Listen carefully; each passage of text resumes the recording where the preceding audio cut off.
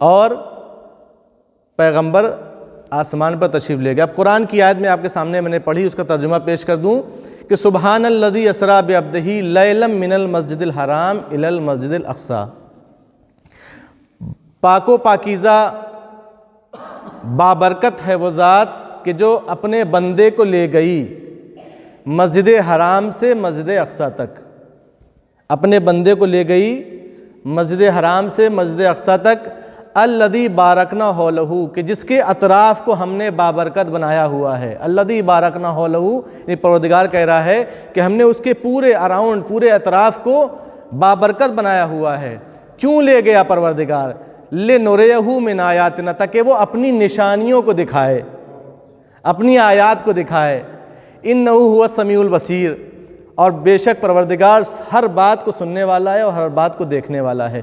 کتنی بہترین آیت ہے پروردگار عالم نے قرآن میں نازل کی کہ جس میں پروردگار عالم نے رسول کی معراج کی پوری کہانی بیان کر دی، 2 لفظوں میں پوری کتاب کی کہانی بیان کر دی، پوری معراج کہانی پروردگار نے بیان کر دی کہ پروردگار عالم نے رسول کو بلایا۔ اب عزیزان گرامی سنیے آپ، سب سے پہلی جو گفتگو پروردگار نے کی، کیا کہا؟ اسریٰ بعبدہ، کہ پروردگار اپنے بندے کو لے گیا، اپنے بندے کو لے گیا۔ یعنی یہاں پر کوئی معشوق اپنے عاشق کو نہیں بلا رہا ہے، کوئی محبوب اپنے حبیب کو نہیں بلا رہا ہے، کوئی دوست اپنے دوست کو نہیں بلا رہا ہے، کوئی چاہنے والا اپنے چاہنے والے کو نہیں بلا رہا ہے۔ پروردگار یہاں پر کائنات کے سردار کو نہیں بلا رہا ہے، پروردگار یہاں پر سردار انبیاء کو نہیں بلا رہا ہے، پروردگار یہاں پر طٰہٰ کو نہیں بلا رہا ہے، پروردگار یہاں پر یاسین کو نہیں بلا رہا ہے، پروردگار یہاں پر مزمل کو نہیں بلا رہا ہے، پروردگار یہاں پر مدثر کو نہیں بلا رہا ہے، پروردگار یہاں پر فاطمہ کے بابا کو نہیں بلا رہا ہے، پروردگار یہاں پر حسنین کے نانا کو نہیں بلا رہا ہے، پروردگار یہاں پر 1,23,999 انبیاء کے سردار کو نہیں بلا رہا ہے، پروردگار کسی رسول کو نہیں بلا رہا ہے، بلکہ پروردگار نے یہ اعلان کیا سبحان الذی اسریٰ بعبدہ، یعنی یہاں پر کسی بھی کوئی بھی ڈگری کا استعمال پروردگار نہیں کیا۔ کیا کہا؟ کہ پروردگار اپنے بندے کو لے گیا، اپنے بندے کو لے گیا۔ اس کا مطلب یہ ہے کہ یہاں پر معراج رسول کو نہیں ہو رہی ہے، یہاں پر معراج نبی کو نہیں ہو رہی ہے، یہاں پر معراج سردار انبیاء کو نہیں ہو رہی ہے، یہاں پر معراج حسنین کے نانا کو نہیں ہو رہی ہے، یہاں پر معراج فاطمہ کے بابا کو نہیں ہو رہی ہے، یہاں پر معراج طٰہٰ کو نہیں ہو رہی ہے، یہاں پر معراج یاسین کو نہیں ہو رہی ہے، یہاں پر معراج کائنات کے مالک، کائنات کے سردار کو نہیں ہو رہی ہے، بلکہ یہاں پر جو معراج مل رہی ہے، جو معراج نصیب ہو رہی ہے، وہ عبدیت کو معراج مل رہی ہے، یہاں پر ایک بندگی کو معراج مل رہی ہے، یہاں پر ایک بندے خاص کو معراج مل رہی ہے۔ عزیزان گرامی، بڑا عجیب جملہ ہے پروردگار عالم نے قرآن میں استعمال کر دیا، اور پروردگار عالم نے قرآن میں لفظ عبدیت کا استعمال کر کے پیغمبر کے لیے ایک معیار، ایک نمونہ پیش کر دیا، پوری دنیا تک، قیامت تک آنے والی پبلک کے لیے ایک معیار بنا دیا کہ دیکھو اگر تم معراج چاہتے ہو تو تم عبدیت کی منزل میں آ جاؤ، عبدیت کی منزل میں آنا تمہارا کام ہے، معراج عطا کرنا میرا کام ہے۔ صلوات بھیج دیں محمد و آل محمد پر، اللہم صلی علی محمد و آل محمد وعجل فرجہم۔ ایک اس سے بہتر مل جل کر صلوات پڑھیں محمد و آل محمد پر۔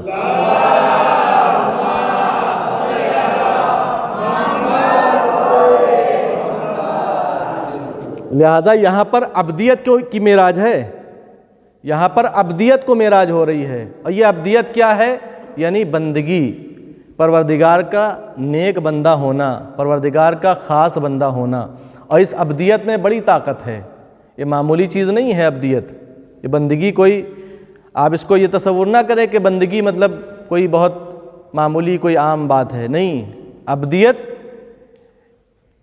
مقصد خلقت انسان ہے، اس لیے کہ اگر وہ معبود ہے تو ہم سب اللہ کے بندے ہیں، ہماری سب سے بڑی ڈگری اگر کوئی ہو سکتی ہے تو وہ عبدیت ہے، اس سے بڑی کوئی اور ڈگری نہیں ہو سکتی، لہذا عبدیت میں بڑی طاقت ہے۔ یہ وہ چیز ہے کہ جس کو مل جائے، اگر یہ کسی کو مل جائے خالص عبدیت، باکمال عبدیت، تو پھر عزیزان گرامی، پھر انسان کو اسباب و آلات کی ضرورت نہیں پڑتی ہے۔ یہ ابدیت کسی زمان و مکان کی محتاج نہیں ہے، اس لیے کہ اس میں بڑی طاقت ہے۔ پھر انسان اگر ابدیت والا ہے تو پھر وہ میلوں سفر طے کر لے گا منٹوں سیکنڈوں میں، وہ میلوں سفر طے کر سکتا ہے، وہ جہاں چاہے وہاں جا سکتا ہے۔ شرط یہ ہے کہ اس کی ابدیت میں خلوص پایا جائے، شرط یہ ہے کہ اس کی ابدیت کامل ہو، شرط یہ ہے کہ اس کی ابدیت معراج کی منزل پر ہو۔ لہٰذا عزیزان گرامی، اگر ابدیت کسی کی کمزور ہے، اور ظاہر سی بات ہے 14 سال پہلے کی بات ہو رہی ہے، بھائی آج کے زمانے میں دنیا نے ترقی کی ہے، ٹیکنالوجی نے ترقی کی ہے، تو لوگ چاند پر جانے کی بات کر رہے ہیں، لوگ مریخ پر جا رہے ہیں، لوگ انترکش پر جا رہے ہیں، لوگ فضاؤں میں سفر کر رہے ہیں۔ یہ 14 سال پہلے کی بات ہے، اور میں آپ کو بتاؤں کہ ٹیکنالوجی کی ضرورت اس کو پڑتی ہے کہ جس کی ابدیت میں کھوٹ پایا جاتا ہے، جس کی ابدیت ناقص ہوتی ہے، جس کی ابدیت میں خلوص نہیں پایا جاتا۔ 14 سال پہلے کائنات کا سردار اپنی ابدیت کی بنیاد پر زمین سے لے کے آسمان تک 7 آسمان کے سفر طے کر کے معراج کی منزل پر ہو کر آ گیا۔ عزیزان گرامی، 14 سال پہلے جو نبی آسمان کی سفر کر کے آیا ہے تو سوچئے اس کی ابدیت کس منزل پر ہوگی۔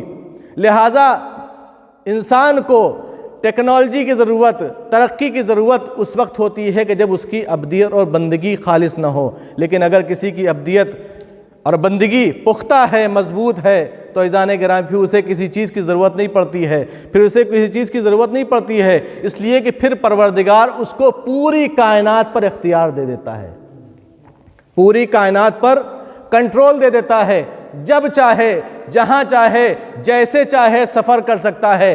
سیکنڈ بھی بہت بڑی چیز ہے، سیکنڈ سے چھوٹی بھی اگر کوئی چیز ہے تو اس کو آپ ذہن میں لائیے، اس ایک سیکنڈ سے چھوٹے لمحے میں بھی یہ صاحب ابدیت چاہے تو ملینوں کلومیٹر کا سفر طے کر سکتا ہے۔ یہ ہے ابدیت عزیزان گرامی۔ لہٰذا اگر ابدیت ہے تو کسی چیز کی ضرورت نہیں ہے۔ بس میں آپ کو نتیجہ بحث دینے جا رہا ہوں کہ اگر کسی کے پاس ابدیت کامل ہے، ابدیت خالص ہے، تو پھر وہ پورے کائنات پر تسلط رکھتا ہے۔ یہی وجہ ہے کہ اگر کسی کے پاس ابدیت آ جائے تو 2 انگلیوں کے اشارے سے وہ 40 لوگوں کے ساتھ کھلنے والا در خیبر 2 انگلیوں کے اشارے سے آسمان میں اڑتا ہوا نظر آتا ہے۔ جب یہ ابدیت آ جاتی ہے تو اسی ابدیت کی وجہ سے چاند 2 ٹکڑوں میں نظر آتا ہے، اسی ابدیت کی وجہ سے وہ ڈوبا ہوا سورج پلٹتا ہوا نظر آتا ہے، اور اسی ابدیت کی وجہ سے روز خندق، جنگ خندق میں مولا علی کی ایک ضربت ثقلین کی عبادت پر بھاری ہو جاتی ہے۔ یہ ابدیت کی معراج ہے عزیزان گرامی۔ اور میں کیسے بتاؤں کہ وہ علی کہ جس کی تلوار میں، جس کے وار میں اتنا خلوص پایا جا رہا ہو، تو سوچئے کہ جب وہ عبادت کر رہا ہوگا تو اس کی عبادت میں کس قدر خلوص ہوگا۔ صلوات بھیج دیں محمد و آل محمد پر۔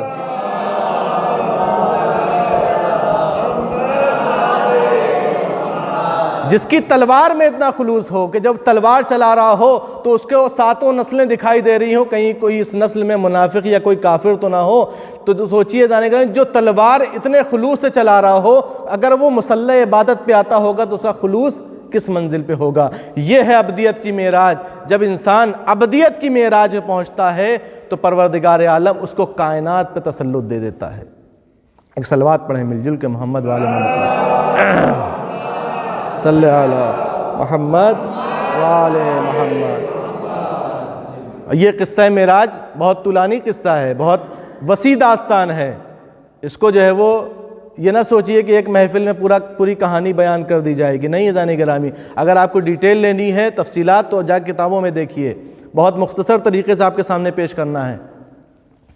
27 رجب کی رات مورخین نے لکھا ہے کہ 27 رجب کی رات وہ رات تھی کہ جب پروردگار عالم نے اپنے حبیب کو بلایا، اپنے بندہ خاص عبد کامل کو بلایا، اور پیغمبر کا سفر معراج شروع ہوا۔ ساتھ میں سید الملائکہ ہیں، بہت توجہ چاہتا ہوں جانے گرامی، ساتھ میں سید الملائکہ ہیں۔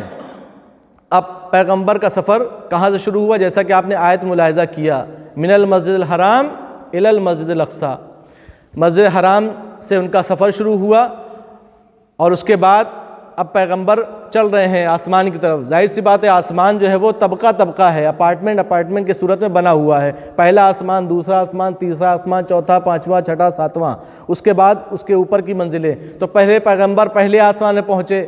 پیغمبر نے, میں مختصر کر رہا ہوں, پیغمبر نے پہلے آسمان کو عبور کیا, طے کیا, دوسرے آسمان میں پہنچے, دوسرے کے بعد تیسرے آسمان میں پہنچے, تیسرے کے بعد چوتھے آسمان میں پہنچے. جب چوتھے آسمان پر کائنات کا سردار پہنچا تو وہاں پر استقبال کرنے کے لیے نبی خدا حضرت عیسیٰ علیہ السلام پہلے سے موجود تھے. اب جناب عیسیٰ نے پیغمبر کا استقبال کیا تو تاریخ نے وہ منظر بھی لکھا کہ جب نماز کا وقت آیا, جب نماز شروع ہوئی تو نماز جماعت اس نے پڑھائی کہ جو عبد کامل تھا, جو معراج پر, عبدیت کی معراج پر تھا. یعنی محمد مصطفیٰ نماز پڑھا رہے تھے اور حضرت عیسیٰ پیچھے نماز پڑھ رہے تھے. اس کے بعد پیغمبر نے چوتھے آسمان اور پھر پانچواں, چھٹا اور پھر ساتویں آسمان کی منزلوں کو طے کرتے ہوئے پیغمبر جب ساتوں آسمان طے کر چکے, اس کے بعد پیغمبر سدرۃ المنتہا کو طے کیا. اس کے بعد پیغمبر نے تمام منزلیں طے کر لی اور اب عرش اعظم سب سے آخری منزل, یعنی آسمانوں میں سب سے آخری منزل عرش اعظم. جب عرش اعظم میں پیغمبر داخل ہوئے, سید الملائکہ, ایک مرتبہ چلتے چلتے سید الملائکہ حضرت جبریل امین کے قدم رک جاتے ہیں, اور جب دیکھا پیغمبر نے مڑ کر دیکھا کہ جبریل تو میرے ساتھ نہیں ہیں. کیا دیکھا؟ جبریل پیچھے کھڑے ہیں. کہا ہے جبریل آگے آؤ, ابھی منزل بہت باقی ہے. تو جبریل کے جملے سنیے. کہا ہے نبی خدا, اے اللہ کے رسول, اب اس سید الملائکہ کو چلنے کی اجازت نہیں ہے. اب اگر میں ایک قدم بھی آگے بڑھاؤں گا تو میرے بالوں پر جل جائیں گے. عزیزان گرامی, یہی تو معراج ہے عبدیت کی. جب عبد کامل بنتا ہے تو اس منزل میں پہنچ جاتا ہے کہ جہاں پر ملائکہ تو کیا, سید الملائکہ بھی مقابلہ نہیں کر سکتے. صلوات بھیج دیں محمد وآل محمد پر.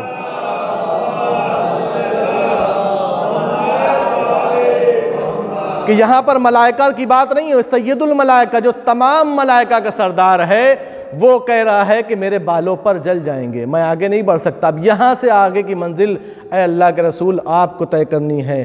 ہاں عزیزان گرامی, پیغمبر چل رہے ہیں.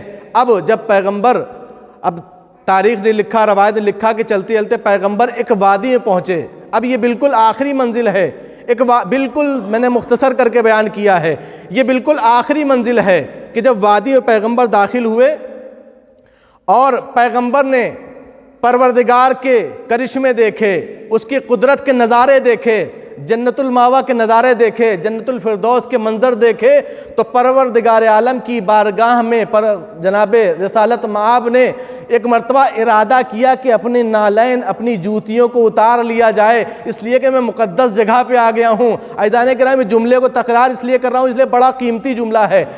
جناب رسالت مآب نے صرف خیال کیا, ارادہ کیا کہ میں اپنے جوتوں کو, اپنی جوتیوں کو اتار لوں, اس لیے کہ یہ مقدس وادی ہے.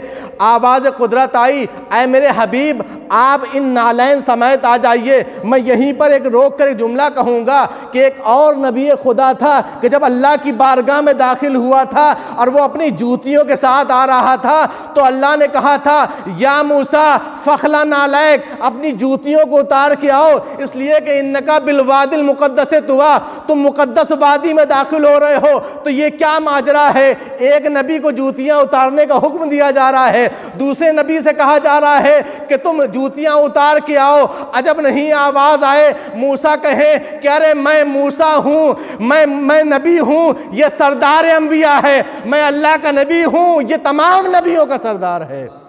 ایک صلوات بھیج دیں محمد وآل محمد پر.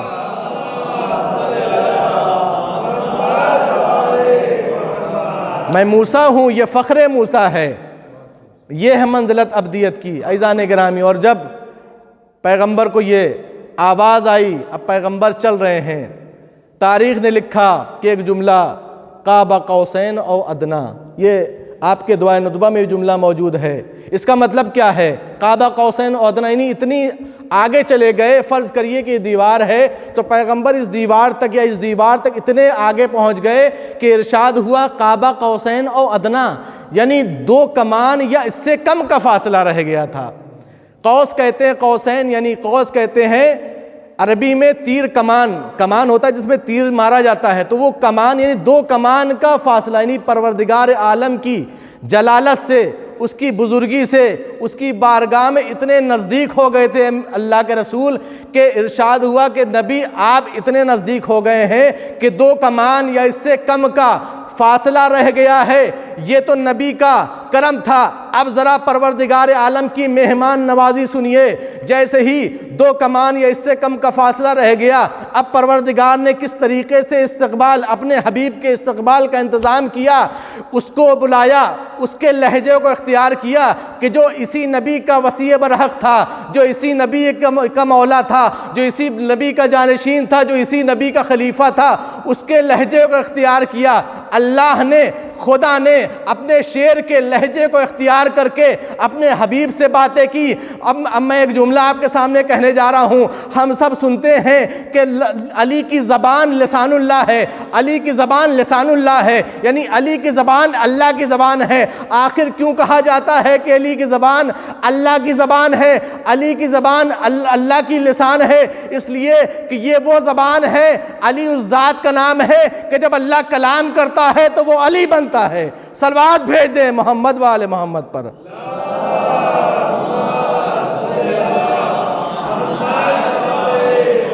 جب اللہ گفتگو کرتا ہے تو اسے علی ابن ابی طالب کہا جاتا ہے، لہٰذا علی کی زبان اللہ کی زبان ہے۔ جملوں کو پلٹ کر یوں کہا جائے کہ اگر علی بولتا ہے تو اس کا مطلب یہ ہے کہ اللہ بول رہا ہے، اگر علی بول رہا ہے اس کا مطلب یہ ہے کہ پروردگار بول رہا ہے۔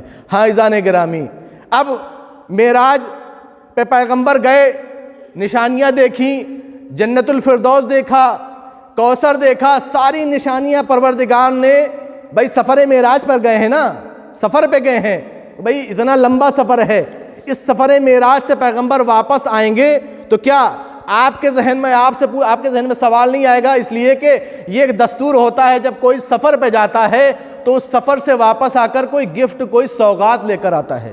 یہ دستور تھا، ہر جگہ آج بھی ہے، اس وقت عرب میں بھی یہ دستور تھا، جب کوئی سفر پہ جاتا تھا تو وہ ایک گفٹ لے کے آتا تھا، ایک سوغات لے کے آتا تھا، لوگ اس سے مبارکباد دیتے تھے۔ اسی طریقے سے جب پیغمبر واپس آئے ہیں تو لوگ مبارکباد دینے کے لیے آئے۔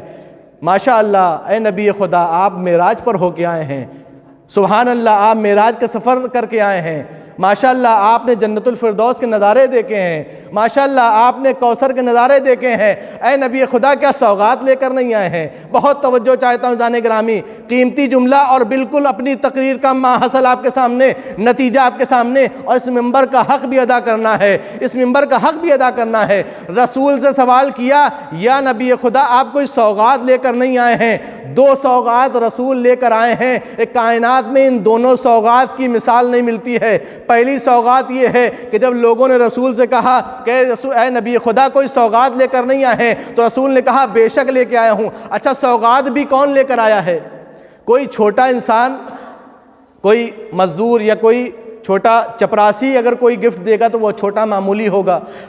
کوئی بھی گفٹ، کوئی بھی سوغات، کوئی بھی ہدیہ دینے والے کی عظمت سے جانا جاتا ہے۔ دینے والا جیسا ہوگا اس کا گفٹ، اس کا ہدیہ اتنا ہی اہمیت رکھتا ہے۔ عزیزان گرامی، اگر کوئی چپراسی دے رہا ہے تو اس کی اتنی ویلیو نہیں ہے، اگر کوئی اس کا باس دے رہا ہے تھوڑی ویلیو بڑھ جائے گی، اگر کوئی کمپنی کا مالک دے رہا ہے تو اس کی ویلیو بڑھ جائے گی، اگر کوئی پورے ملک کا سربراہ دے رہا ہے، پرائم منسٹر دے رہا ہے تو اس کی ویلیو اور بڑھ جائے گی۔ تو ذرا سوچئے، کائنات کا سردار، کائنات کا مالک کوئی گفٹ دے گا تو گفٹ کیسا ہوگا؟ صلوات پڑھیں محمد والے محمد پر۔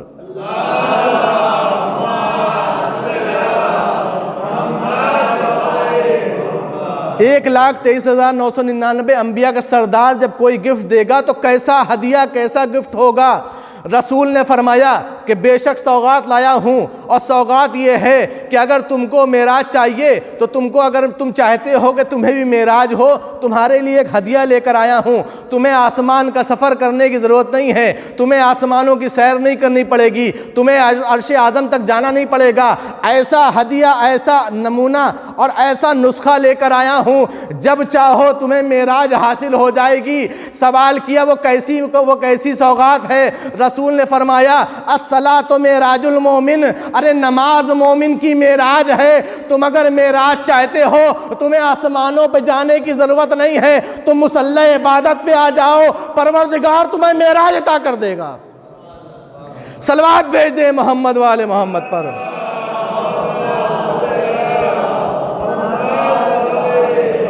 تم مصلی عبادت پہ آ کر اپنی عبدیت کا مظاہرہ کرو، پروردگار کا کام ہے تم کو معراج عطا کرنا۔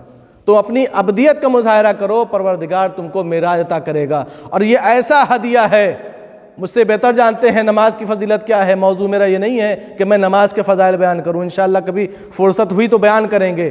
تو یہ اہمیت ہے کہ جو پروردگار کا کائنات کا سردار وہاں سے ہدیہ اور گفٹ لے کے آ رہا ہے وہ ہے نماز۔ اور دوسرا اور آخری گفٹ جو بھی بالکل نایاب وقت ہے، ابھی انشاءاللہ بیان کر سکتا ہوں، آپ سننے کے لیے آمادہ ہیں، اگر فرصت ہے تو صلوات بھیجیے مل جل کر انشاءاللہ۔ اللہ صلی علی محمد وآل محمد۔ اب ذرا دوسرا ہدیہ جو پروردگار کی جانب سے آیا رسول کے ذریعے، اب وہ ہدیہ کیا ہے؟ وہ ہدیہ یہ ہے کہ ذرا مجھے انصاف سے بتائیے کہ پروردگار عالم نے کیا کوئی ایسی فضیلت رسول کو دی ہے کہ جس فضیلت میں فاطمہ شریک نہ ہو، شہزادی جس میں شریک نہ ہو؟ شہزادی کے بغیر رسول کی کوئی فضیلت مکمل ہو ہی نہیں سکتی۔ یہ میں نہیں کہہ رہا ہوں، یہ روایات کہہ رہی ہیں، تاریخ کہہ رہی ہیں، رسول کی روایات بھری پڑی ہیں کہ کوئی بھی ایسی فضیلت، کوئی بھی ایسا فضیلت کا باب نہیں ہے کہ جس میں اگر شہزادی نہ ہو تو وہ فضیلت کا باب مکمل ہو جائے۔ رسول کی ہر فضیلت میں برابر کی شریک شہزادی کی ذات ہے۔ یعنی اب یہ اتنی بڑی فضیلت، اتنی ڈگری جو رسول کو پروردگار نے دی ہے کہ تمام آسمان کی سیر کرائی ہے، تو اس معراج، یہ معراج کیا مکمل ہو جائے گی سیدہ کی ذات کے بغیر؟ کیا ان کی حاضری، ان کا وجود ضروری نہیں ہے؟ یقیناً نہیں ہو سکتی جانے گرامی۔ تو سیدہ کی حاضری کیسی ہے اس میں ذرا سنیے۔ قرآن مجید کا سب سے چھوٹا سورہ، بسم اللہ الرحمن الرحیم، انا اعطیناک الکوثر فصل لربک وانحر انا شانئک هو الابتر، جو بچوں کو بھی یاد ہے سورہ، بہت ہی مختصر سورہ ہے لیکن قرآن کی ضمانت کا سب سے بڑا سامان ہے۔ سورہ کوثر میں پروردگار فرماتا ہے، میرے حبیب ہم نے آپ کو کوثر عطا کیا، ہم نے آپ کو کوثر عطا کیا۔ اب آپ علماء سے پوچھئے، تاریخیں دیکھیے، روایتیں دیکھیے، معلوم ہوگا کہ سب نے لکھا ہے کہ کوثر سے مراد اگر کوئی ذات ہے تو وہ ذات سیدہ کونین سلام اللہ علیہ ہے۔ صلوات بھیجیں ان کی ذات پر، اللہم صلی علی محمد وآل محمد۔ تو پروردگار نے کیا کہا کہ ہم نے آپ کو کوثر عطا کیا۔ تو اب شہزادی کے باطنی جلوہ، شہزادی کا تو پروردگار عالم نے معراج پر رسول کو دکھا دیا، جو باطنی جلوہ ہے، جو معنوی جلوہ ہے، بس آخری گفتگو آپ کے سامنے ہے اور بس اس کے بعد ختم دعا۔ باطنی جلوہ شہزادی کا رسول نے کہاں دیکھا؟ معراج پر۔ ظاہری جلوہ کب دکھائی دیا؟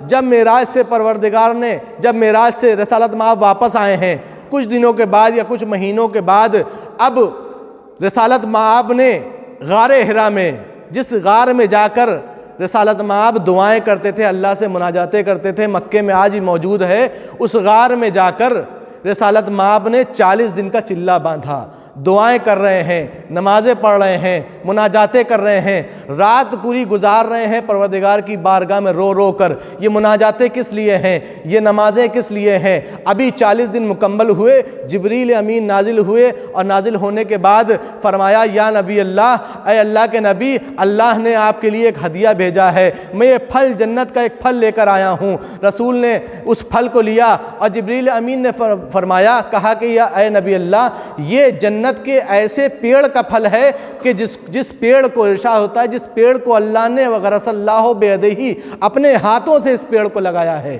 اپنے ہاتھوں سے اللہ نے اس پیڑ کو لگایا ہے۔ اس پیڑ کی خصوصیت یہ ہے کہ اس کی جڑوں کے جیسے یہ پیڑ لگا ہوا ہے، ایک ایسا پیڑ ہے جس کی جڑوں کے نیچے سے دودھ کی میٹھی نہریں جاری ہوتی ہیں جو پوری جنت کو سیراب کرتی ہیں، پوری جنت کو۔ انشاءاللہ ہم سب بھی جنت میں جائیں گے تو دیکھیں گے، پوچھا جائے گا، سوال کیا جائے گا یہ نہر کیسی ہے، تو جواب ملے گا یہ نہر طوبہ درخت، اس درخت کا نام طوبہ ہے، تو سے طوبہ، یہ درخت طوبہ سے نکل کے آ رہی ہے نہر، یہ اس درخت کا پھل ہے۔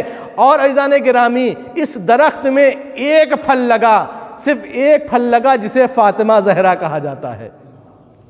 اس درخت کا ایک پھل جسے فاطمہ زہرا کہا جاتا ہے۔ اب نبی خدا نے وہ پھل کو لیا، اس کو دو نیم کیا، یعنی دو ٹکڑے کیا۔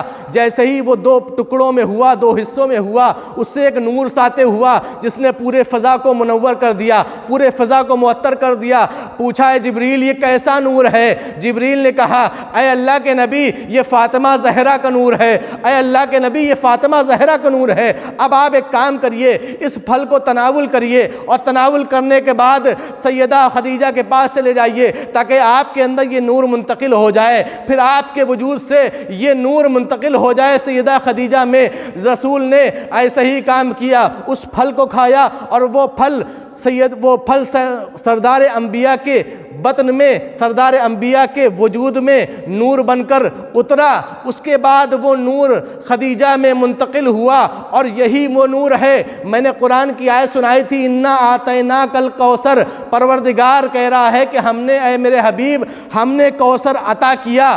اب یہ وہی نور ہے کہ جو جناب خدیجہ کے ذریعے ظاہر ہوا، دنیا میں آیا، یعنی سیدہ کی ذات عطا الہی ہے، اللہ کا ہدیہ ہے، اللہ کا گفٹ ہے۔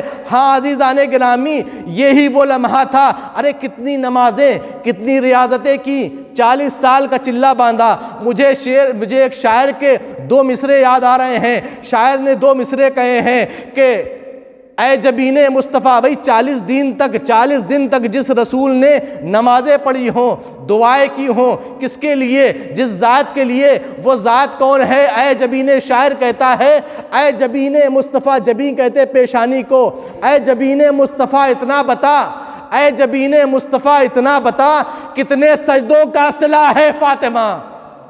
اے جبین مصطفیٰ اتنا بتا کتنے سجدوں کا صلہ ہے فاطمہ۔ ایک صلوات بھیج دیں محمد والے محمد پر۔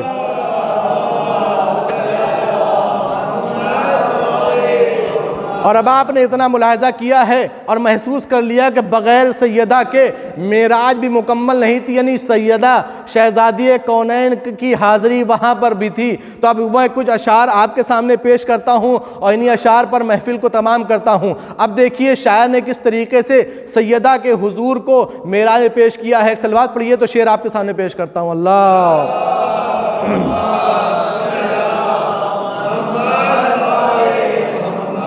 قصہ معراج کیا ہے داستان فاطمہ، قصہ معراج کیا ہے داستان فاطمہ۔ ابھی آپ نے سنا کہ رسول فاطمہ کا بابا آسمان پر معراج پر گیا، اور اللہ نے جس کے لہجے میں بات کیا وہ علی ابن ابی طالب جو فاطمہ کا شوہر۔ اب دیکھیے آپ کہ فاطمہ کیسے معراج میں موجود ہیں۔ قصہ معراج، اس عنوان سے بھی معراج کو دیکھیے۔ قصہ معراج کیا ہے؟ داستان فاطمہ ہے، ادھر شوہر ادھر ہے بابا جانے فاطمہ، ہے ادھر شوہر ادھر ہے بابا جانے فاطمہ۔ اور یہ بھی شعر بطور خاص سماعت فرمائیے گا کہ پنجتن ہے آج زیر آسمان فاطمہ، پنجتن ہے آج حدیث کے ساتھ پڑھتے ہیں، ہر پنجشنبے کو حدیث کے ساتھ پڑھتے ہیں، ملاحظہ فرمائیے گا پنجتن ہے آج زیر آسمان فاطمہ۔ اب یہ ایک آسمان تو موجود ہے، یہ آسمان فاطمہ سے مراد کیا ہے؟ بہت بڑا مصرع ہے، اگر اس کا ریزن نہ بتایا جائے کہ پنجتن ہے آج زیر آسمان فاطمہ، پنجتن ہے آج زیر آسمان فاطمہ، چادر تطہیر میں ہے خاندان فاطمہ، پنجتن ہے آج زیر آسمان فاطمہ، چادر تطہیر میں ہے خاندان فاطمہ۔ تو کوئی نامحرم نہ جائے کہہ دیا جبریل نے، کوئی نامحرم نہ جائے، کوئی نامحرم نہ جائے کہہ دیا جبریل نے، سرحد سدرہ سے آگے ہے مکان فاطمہ، کوئی نامحرم نہ جائے کہہ دیا جبریل نے، سرحد سدرہ سے آگے ہے مکان فاطمہ۔ اور گود میں لے کر کہا زینب نے مادر کا سلام، غازی عباس علمدار کی ذریعہ رکھی ہے، گود میں لے کر کہا زینب نے مادر کا سلام، کان میں عباس کے پہنچی اذان فاطمہ، گود میں لے کر کہا زینب نے مادر کا سلام، کان میں عباس کے پہنچی اذان فاطمہ تو سر وہیں پہ حضرت عباس کر دیتے قلم، سر وہیں پہ حضرت عباس کر دیتے قلم، حر اگر نسلاً نہ ہوتا قدردان فاطمہ، حر اگر نسلاً نہ ہوتا قدردان فاطمہ۔ اس سلسلے کا آخری شعر و محفل تمام، سر وہیں پہ حضرت عباس کر دیتے قلم، حر اگر نسلاً نہ ہوتا قدردان فاطمہ۔ تو ایک طرف غازی کا روضہ، جو لوگ کربلا گئے ہیں انہوں نے یہ منظر دیکھا ہوگا کہ دونوں روضے، ایک طرف امام حسین کا روضہ ہے، ایک طرف مولا عباس کا روضہ، دونوں روضے آمنے سامنے ہیں۔ جو نہیں گئے ہیں انہوں نے سنا ہوگا، فوٹو میں دیکھا ہوگا، امیجز میں، موبائل میں دیکھا ہوگا کہ ایک طرف غازی کا روضہ، ایک طرف شہ کا مزار، ایک طرف غازی کا روضہ، ایک طرف شہ کا مزار۔ ارے ایک جہاں میں دیکھے میں نے دو جہان فاطمہ، ایک طرف غازی کا روضہ، ایک طرف شہ کا مزار، ایک جہاں میں دیکھے میں نے دو جہان فاطمہ۔ آئیے عزیزان گرامی انہی اشعار کے ساتھ اس محفل کو اختتام کیا جائے۔ بسم اللہ الرحمن الرحیم۔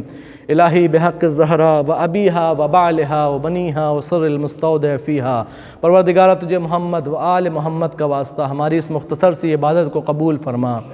بار اللہ ہمیں جو بیمار ہیں ان سب کو شفائے کامل و عاجل عنایت فرما۔ پروردگارہ ہمیں جو پریشان ہیں ان سب کی پریشانیوں کو دور فرما۔ ہم میں جو بے اولاد ہیں ان سب کو اولاد نرینہ عطا فرما۔ جو بے روزگار ہیں ان کو روزگار حلال عطا فرما۔ پروردگارہ تو جیسا چاہتا ہے ہمیں ویسا بنا دے۔ پروردگارہ ہمیں صوم و صلاۃ، نماز و روزے کا پابند بنا دے۔ معبود جہاں جہاں بھی شیعان حیدر کرار ہیں ان کی جان و مال و عزت و آبرو کی حفاظت فرما۔ جہاں جہاں بھی شیعان حیدر کرار ظلم کا شکار ہیں ان سب کو ظلم سے رہائی عطا فرما۔ جو ظالمین ہیں، مستکبرین ہیں، ان سب کو نیست و نابود فرما۔ پروردگارہ ہمیں اہل بیت کے راستے پر، اہل بیت کے نقش قدم پر چلنے کی توفیق عطا فرما۔ ہمیں اپنے بچوں کی تربیت، صحیح تربیت، اسلامی تربیت کرنے کی توفیق عطا فرما۔ ہمیں تعلیم اہل بیت پر عمل پیرا ہونے کی توفیق عطا فرما۔ بار الہا والآخر تجھ سے یہی دعا کرتے ہیں کہ جب تک ہم زندہ ہیں، ہماری حیات گل ہونے سے پہلے، ہماری حیات تمام ہونے سے پہلے، ہمیں اپنی بارگاہ بلانے سے پہلے ہمیں ایک مرتبہ حسین کی بارگاہ ضرور دکھا دے۔ پروردگارہ اول و آخر ہماری یہی دعا ہے کہ جلد از جلد ہمارے مولا، ہمارے آقا، اس جشن کے وارث، مکہ و مدینہ کے وارث، امام زمانہ کے ظہور میں تعجیل فرما۔ ہم سب کو ان کے ناصرین و مددگار میں شمار فرما۔